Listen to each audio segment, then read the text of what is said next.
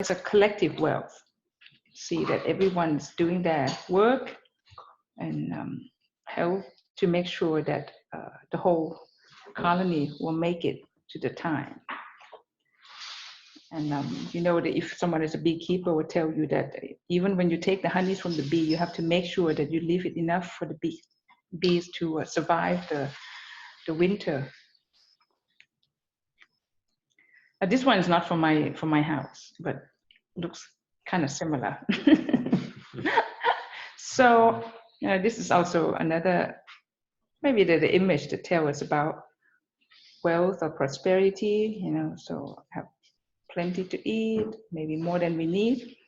I don't know whether you remember, someone watched the movie, was that Over the Hedge? Mm-hmm. There was an animation, it's a cartoon, so Over the Hedge, and there was one of the animals that they live out in the field, and then the development came into that area and they start to build the subdivision. And then around the subdivision, they built a big, long hedge all along. But the animals, over the winter, they have to try to gather the food to survive the winter. And then finally, they, gather all the courage to just go over that hedge.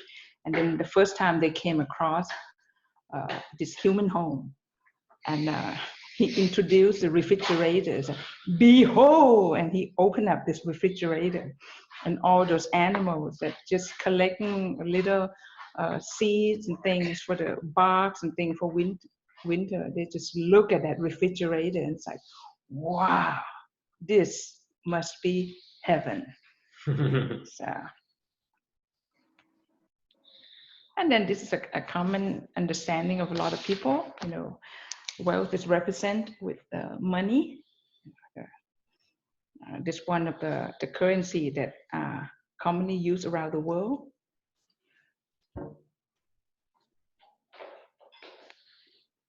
And now, this is a new currency. We're using it today.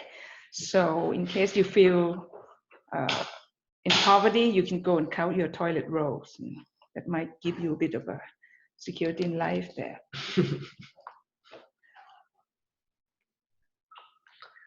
So now we're just getting to a question, is that how do we really define wealth? Is that the same thing? Is it your wealth, the same as my wealth, and his wealth and her wealth? Right. So I just picked here, it's only kind of like a too common or too general definition. One is say the abundance of valuable assets or physical possession that can be used for transaction. So this is, it's like standard economic terms, right? So you have to have assets, valuable assets, or it could be any possessions. And those assets and possessions, it can be used for transaction. And you can look, for example, of an individual. So the wealth of an individual can be measured as a net worth. So the asset minus liabilities, right? So we know many people that have the net worth of equivalent to some, maybe of the GDP of some small countries. And if you want to look at a collective wealth, wealth of a nation, it might measure in the GDP. It's also very tangible, very measurable, right? You can put a value on it. And also, you can also see another dimension a bit, how wealth is distributed within that population. So there's a Gini coefficient, where the coefficient of 0 means that everyone is pretty equal, everyone's equal. And the coefficient, the index of 1 means that only one person have it all and the rest have nothing. And most countries stand, between 0.6, 6, 7, depends on that one. And that's just another way to look at wealth that is very tangible. So another definition we can use is just, quite broad, maybe a little bit something that implies a little bit of philosophical ideas. We say a plentiful supply of desirable things. And here we leave it open. What is desirable? So my desirable things might look different from other people. And into these categories, you might think of like peace. Everyone wish for world peace. That is very desirable. Or time. Now we have a lot of time. We always complain that I don't have time, and now time is on our side. I don't know whether I feel wealthy about that or not. Health, certainly. With COVID-19, I think this is unprecedented. We realize how important or how valuable our health is. And you can go on to serenity, knowledge, comfort, certainty, right? So family, relationship, friendship, recognition, so many, many things. Or unlimited Wi-Fi. We're thankful for that because otherwise we won't be able to meet tonight. So in that case, I feel very wealthy at that. But again, so here, you see really that wealth can mean many, many things. If we want to step up a little bit and try to think what exactly is then true wealth.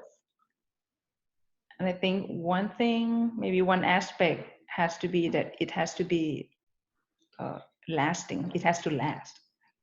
If my wealth is just, like here today, gone tomorrow, would not be really true wealth.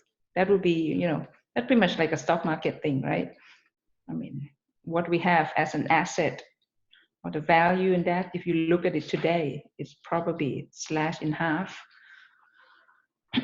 So I think it's important to look at it in a sense of like a dimension of time. It has to be lasting, has to be enduring. And now I'm gonna kind of like take you directly into, some of the writings in the Baha'i faith that related to wealth.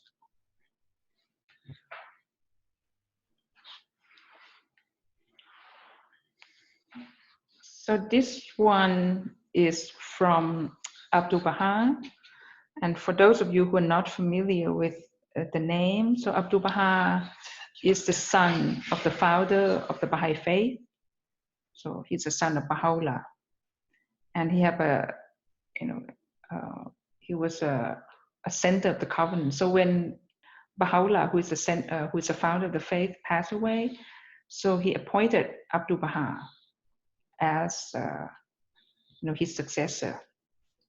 And Abdu'l-Baha talk about wealth, and it has, I just put the title in there, so beware of an expiration date, because the picture that I showed you before about the refrigerator and everything, we buy the products and we always look at when it expire, because the minute it expire, it has no more value. It's like no one read the newspaper of last week. So when it first came, we will buy it, we purchase things, but when it's expired, it has no more value. So now Abdu'l-Baha tells us about the expiration date. Maybe I ask Luke to read that one.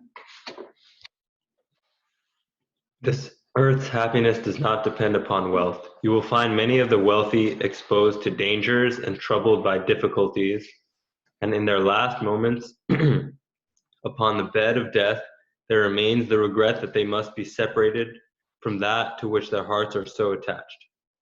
They come into this world naked, and they must go from it naked. All they possess, they must leave behind and pass away solitary, alone.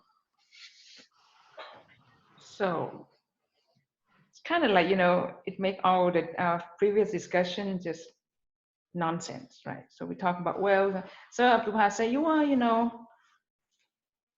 the happiness does not depend upon wealth.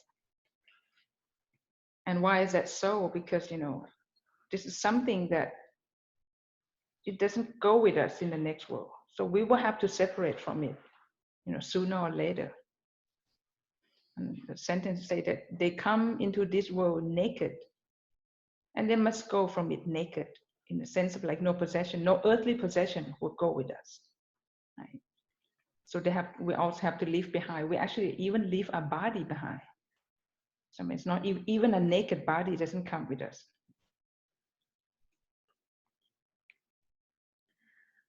Now this is this also another quotation. This one from Baha'u'llah himself, and maybe can I ask Mark to read that one? Sure. Neither the pomp of the mighty, nor the wealth of the rich, nor even the ascendancy of the ungodly will endure. All will perish at a word from him. He verily is the all-powerful, the all-compelling, the almighty. What advantage is there in the earthly things which men possess? That which shall profit them they have utterly neglected. Ere long they will awake from their slumber and find themselves unable to obtain that which hath escaped them in the days of their Lord, the Almighty, the All-Praised. Did they but know it, they would renounce their all, that their names may be mentioned before his throne. They verily are accounted among the dead. So here, I'll just explain a little bit in the sense of like our attitude towards the writing of Baha'u'llah. So for Baha'i, Baha'u'llah has a station where we call the manifestation of God or the messengers of God. So it's the same like when we look at Jesus, Buddha, Muhammad, and also other of the divine teachers. So we believe that, we can never understand the will of God, our creator. But just out of love, God has, given us these divine teachers. So these are our only connection to God. And they come to this world and they have this knowledge, have a special mission, to teach us, to connect us with God. So for the Baha'i, when we have a lot of questions, like we want to know about some things, we will always look up into the writing, say, well, what does Baha'u'llah say about this thing? Because we believe that this is the voice of God. And this is not, especially when it comes to the essential part of our life, this is the same voice that we hear in Buddha's teaching, the same voice that we hear in Jesus' teaching, in Muhammad, in Zoroastrian. So that was the attitude when we read the writings. So when we look at this writing, so Baha'u'llah warned us that it doesn't matter, really. Look at here, the palms of the mighty, whether your power, your glamour, your wealth and everything, they say neither of these things will endure. They will perish at a word from him. So this him that's spelled with a capital H here, that's a reference to God as a creator. Right? So in here, Baha'u'llah said that God actually is the all-powerful, the all-compelling, the almighty. I want to just add in here a little bit that for the Baha'i, we have actually one of the obligatory prayer, the short prayer that we say every day. And it just goes on, so I bear witness, O my God, that thou hast created me to know thee and to worship thee. I testify at this moment to my powerlessness and to thy might and to my poverty and to thy wealth. There's none other God but thee, the help in peril, the self-subsisting. So the point that we say that here, testify to my poverty and to thy wealth. That's also another add-on to this one, to say that actually all things belong to God. If we really think about it, it's just like in the physical world, every wealth derived from the sun, the physical sun. So in the spiritual world, all wealth, all that, that's also derived from the spiritual sun, the teaching from God, and then coming to us to the teaching of the manifestations. And here Baha'u'llah say also further, he said that which shall profit them, they have utterly neglected. So apparently here there's some mismatch in there. He hinted to us that there's something that will profit us, but we actually neglected that. And he said, well, soon, all these people will awake from their slumber. So we'll wake up from our sleep and say that we'll find themselves unable to obtain that which had escaped them in the days of their Lord, the Almighty, the All-Praised. So he says something like, there will be a time, the moment where you come to realize that what you have forgone, what it's just you haven't done, you know. And at that time, there's nothing that you can do. And now we might want to see, but what exactly is things that Baha'u'llah says, so the true value, the true wealth in that.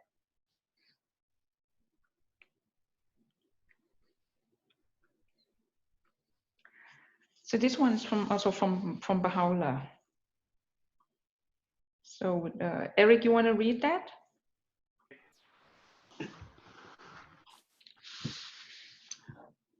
O my servants, were ye to discover the hidden, the shoreless oceans of my incorruptible wealth, ye would of a certainty esteem as nothing the world, nay, the entire creation.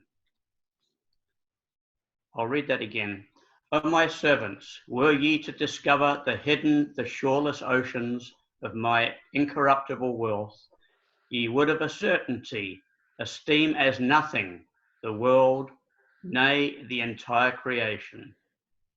Let the flame of search burn with such fierceness within your hearts as to enable you to attain your supreme and most exalted goal, the station at which ye can draw nigh unto and be united with your best beloved.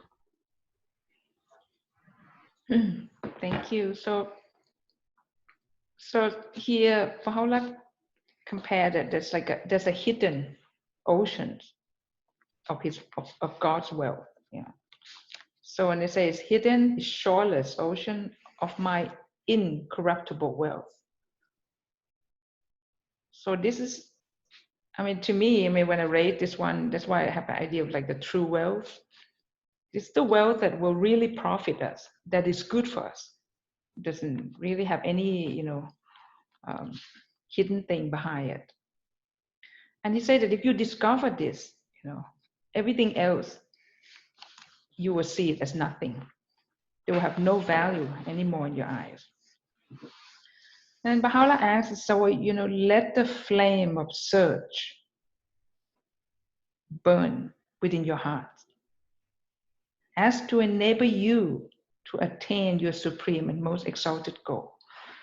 And this is really beautiful in the sense of like, this ocean has so much wealth in there, but it is hidden.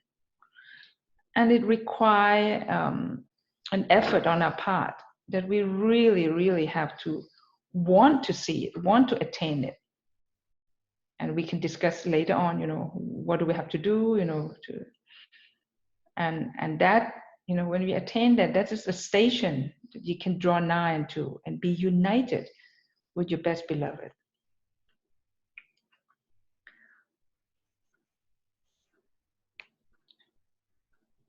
I believe this might be my last one. This kind of like where a lot of, so this the last slide that I have here, this one is from Abdu'l-Baha again. So Baha'u'llah doesn't say, he says something about that, but it seems like Abdu'l-Baha explained further. What do we think about? What is really good for us? What is exactly our true wealth and true felicity? So, okay, I'm going to ask Luke to read it again, but not too fast.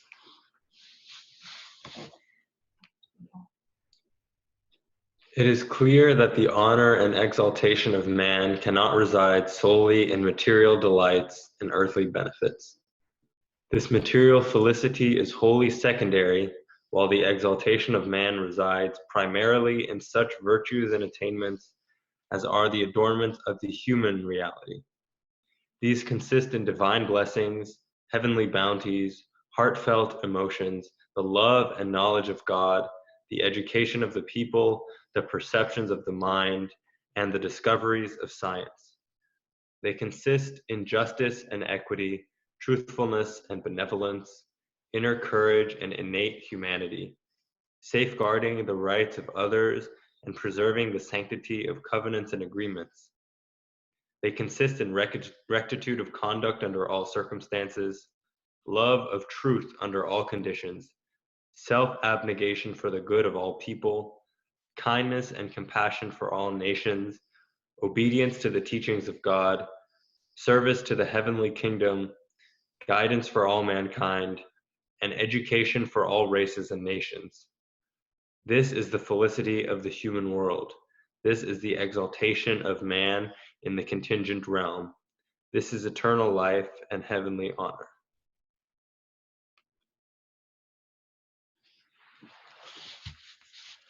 So seems like we have quite a good answer in here, but we can maybe just discuss about it, because I find that they had a lot of things in there, and maybe also whether there's a question in terms of language or something. That's just kind of actually all that I have prepared for today, but it's just as a food for thought, and then we can open the discussion. And Okay, one, I can try. I've prepared one polling question. Do we want to try that? Yeah. Mm-hmm. Okay, so I'm going to try. There's another little cool tool here which allows people to answer a question. So this requires your participation to answer this very simple question, and I'll share the results. This will be anonymous, so I will not be able to see, no one will be able to see your answer. We'll just be able to see what everyone thinks of this. Okay, so you ready? It's a very simple question. Can you see it? Yes. Okay, so go ahead and submit your answer. And there are 20 people so far. 8 have voted. 9, 10, 11, 12, 13 people have voted. Submit your vote.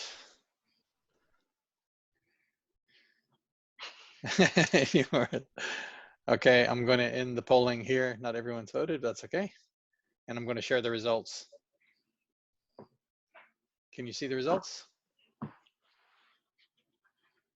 I probably have to stop sharing my screen. Oh yeah, maybe stop sharing your screen. Can you see the results? You have to put your screen on. Oh, okay, hold on.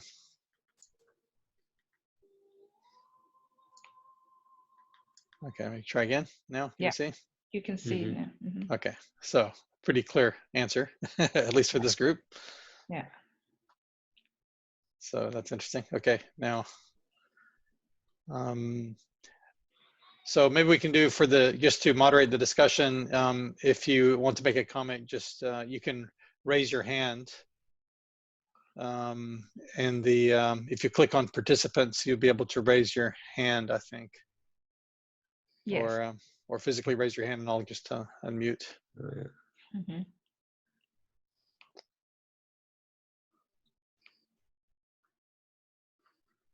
Anybody want to make a comment? Oh, sorry.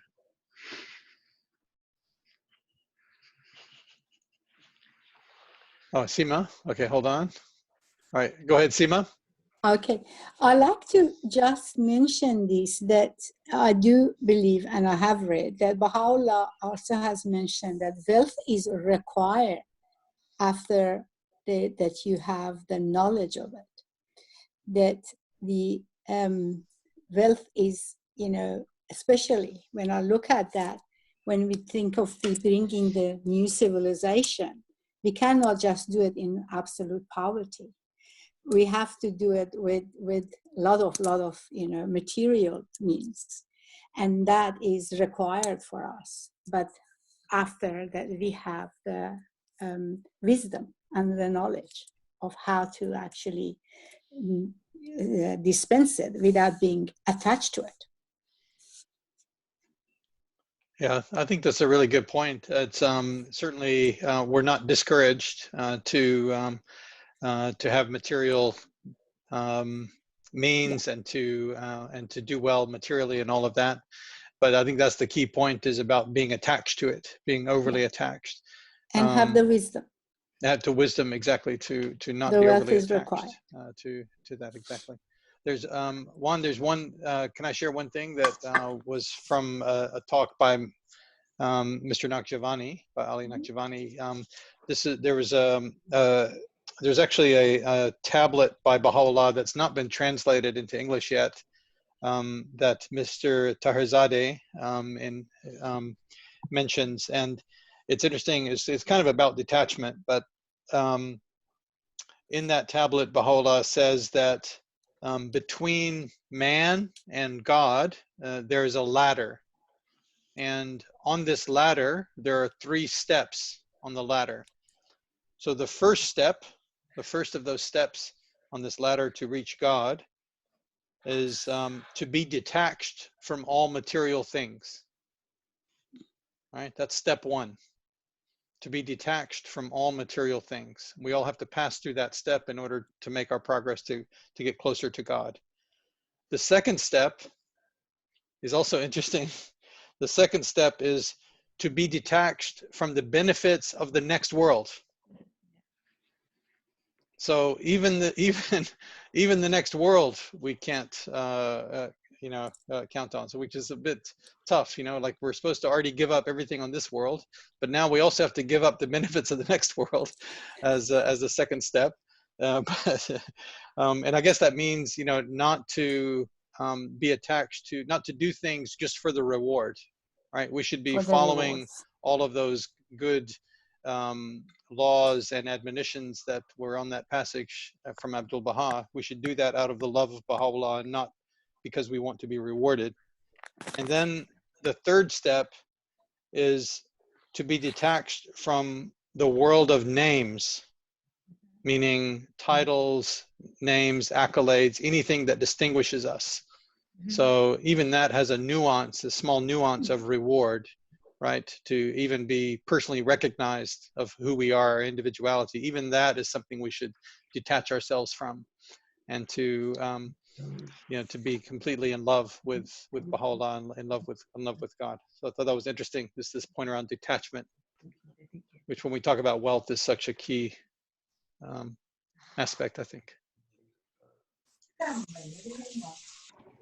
I'll just unmute everybody and let's try it this way. Maybe if whoever wants to say something can chime in.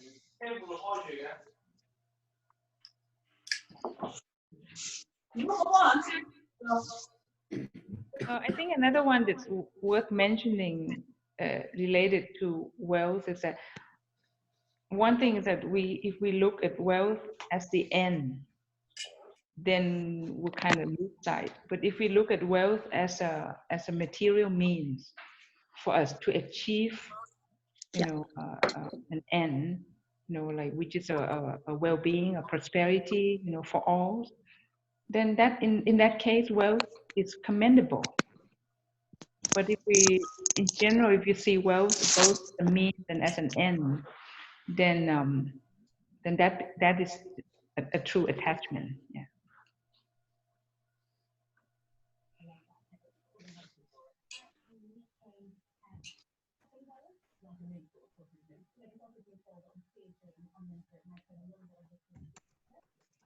Mark? Yep. Last time we used